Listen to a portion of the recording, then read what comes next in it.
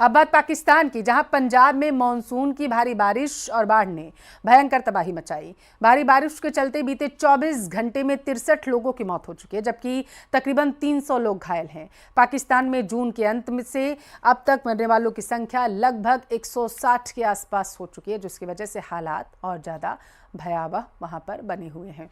6 तस्वीरें आपको दिखा रहे हैं। उफान पर नदी नाले आ चुके हैं। पाकिस्तान में तेज बहाव में गाड़ियां बहने लगी हैं, नाव की तरह तैरती हुई नजर आ रही हैं। हेलीकॉप्टर से लोगों का रेस्क्यू किया जा रहा है, लेकिन कामयाबी नहीं मिल पा रही है।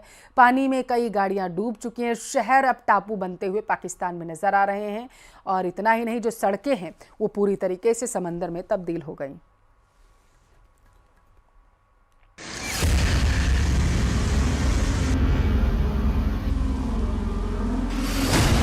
बाढ़ बारिश से तबाह हो रहा पाकिस्तान।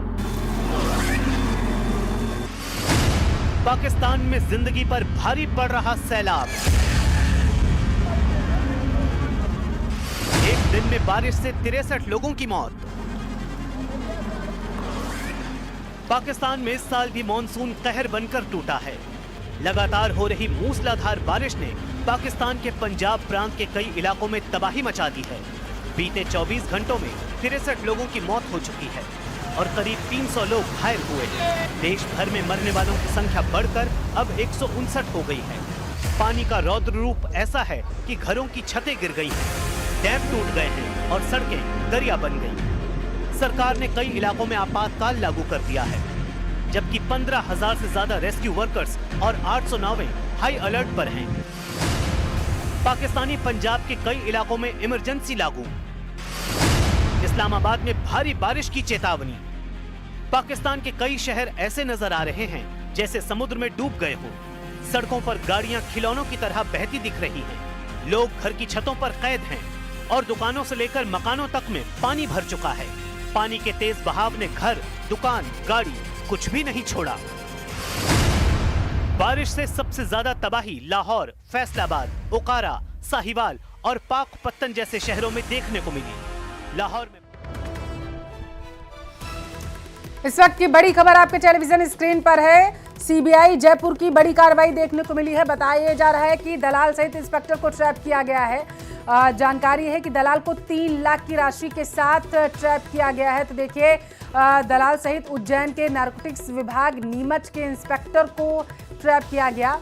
3 लाख की राशि के साथ इसे दबोचा गया है। दलाल के मार्फत सीआई महेंद्र चौधरी ने रिश्वत मांगी थी, ऐसी जानकारी है।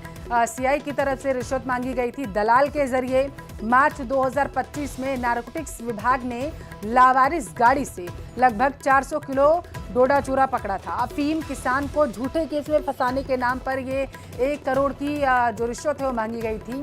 53 लाख में तब जाकर सौदा फिक्स हुआ था। बताया जा रहा है कि पहले भी 44 लाख ले चुका है आरोपी इंस्पेक्टर महेंद्र चौधरी। शेष राशि यानी कि जो 9 लाख की बची थी उसकी डिमांड फिर से की गई थी। 3 लाख की रिश्वत लेते हुए दलाल को सांगरिया गांव में धर दबोचा गया।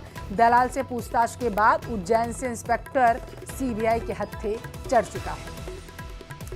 तो ये बड़ी खबर आपके टेलीविजन स्क्रीन पर है। ज्यादा जानकारी लेंगे, संवाददाता पीयूष हमारे साथ जुड़ चुके हैं। पीयूष, दलाल भी गिरफ्तार हो चुका है और वो इंस्पेक्टर भी जिसने रिश्वत मांगी थी, पूरी जानकारी दर्शकों को दीजिएगा। जी देखिए, सीबीआई जो जयपुर है उनको अफीम काश्तकार जो पीड़ित काश्तकार था उन्होंने वहां पर शिकायत दर्ज कराई थी, जिसमें बताया गया कि मार्च 2025 जो गत मार्च ही है, वहां जो नीमच का इंस्पेक्टर है, नारकोटिक्स इंस्पेक्टर महेंद्र चौधरी, उसने सांगरिया, चित्तौड़गढ़ जिले का जो गांव है सांगरिया, वहां पर 400 किलो एक वाहन से डोडा चूरा बरामद किया था। इसके बाद से लगातार जो है इंस्पेक्टर जो है वो झूठे केस में किसान को फंसाने के लिए की मांग की थी, जिसके बाद 53 लाख रुपए में जो है वो सौदा तय हुआ। पूर्व में जो आरोपी है उसने दलाल के मार्फत जो है 44 लाख रुपए ले लिए थे और उसके बाद 9 लाख रुपए जो शेष थे उसके लिए भी दबाव बनाया जा रहा था। जिसके बाद सीबीआई को किसान ने जो है वो शिकायत करी। उसके बाद ट्रैप का आयोजन किया गया। सीबीआई जयपुर की टीम ने सांगरिया से दलाल को 3 लाख की रिश्वत लेते हुए रंगे हाथ गिरफ्तार किया, जिसके बाद उसके पूछताछ के बाद इंस्पेक्टर जो है महेंद्र चौधरी, उसे भी गिरफ्तार कर लिया गया है। जी पीयूष, क्या लंबे समय से टीम इसकी तलाश कर रही थी, अब जाके सफलता मिली है? जी देखिए, क्योंकि मामला जो था वो 1 करोड़ की रिश्वत का था। मार्च में जब गाड़ी पकड़ी, लगातार जो रिश्वत की मांग की गई है, जिसमें पीड़ित काश्तकार ने झूठे के प्रकरण में न फंस जाए इस पर डर से पूर्व में जो है 44 लाख रुपए दे दिए गए थे और 53 लाख रुपए में जो सौदा हुआ था, कहीं ना कहीं लंबे समय से जो किसान है वो पीड़ित था और उसके बाद सीबीआई को उसने शिकायत करी और सीबीआई ने एक्शन मोड पे आते हुए पूरी जांच करी और दलाल को जो है 9 लाख की रिश्वत के जो देनी थी उसमें 3 लाख की शेष रिश्वत थी।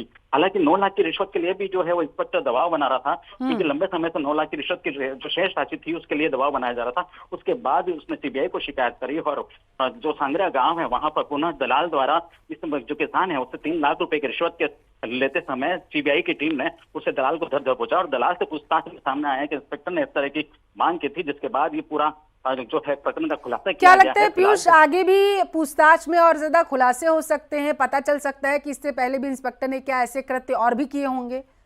क्योंकि देखिए कि नार्कोटिक्स विभाग मतलब यहाँ जो चित्तौड़गढ़ जिला है वो अफीम उत्पादन की दृष्टि से अग्रणी जिला माना जाता है और यहाँ पर लंबे पैमाने पर जो है तस्करी की जाती है और तस्करी के तहत जो है नार्कोटिक्स विभाग जो है कार्रवाई करता आ रहा है। और ऐसे में अगर यदि इस तरह की कार्रवाई की गई और 1 करोड़ की रिश्वत मांगी गई, अपने आप में एक बड़ी मामला माना जा सकता है जिसमें कोई भी अधिकारी भी शामिल हो सकता है, क्योंकि 44 लाख रुपए और 53 लाख रुपए की जो मामला है वो कहीं ना कहीं इतना बड़ा रकम जो होते हैं इंस्पेक्टर के भरोसे नहीं होती है, कहीं ना कहीं अपने अधिकारी भी जुड़े होंगे। तो सीबीआई जो है जयपुर जो सीबीआई है पूरी तरह से गहनता से जांच कर रही है। फिलहाल दोनों जो आरोपी है दलाल और इंस्पेक्टर महेंद्र चौधरी उसे जोधपुर ले जाया जा रहा है। जी ठीक है पीयूष, बहुत शुक्रिया आपका जानकारी के लिए।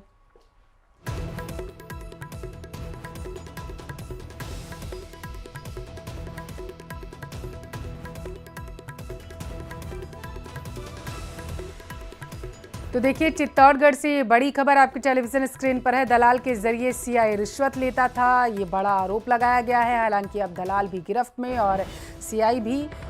जानकारी ये सामने निकल कर आई है। संभवतः अब बड़े खुलासे हो सकते हैं, जैसा हमारे संवाददाता ने बताया कि इसमें कई अधिकारी अब लिप्त हो सकते हैं जिनके नाम सामने आए।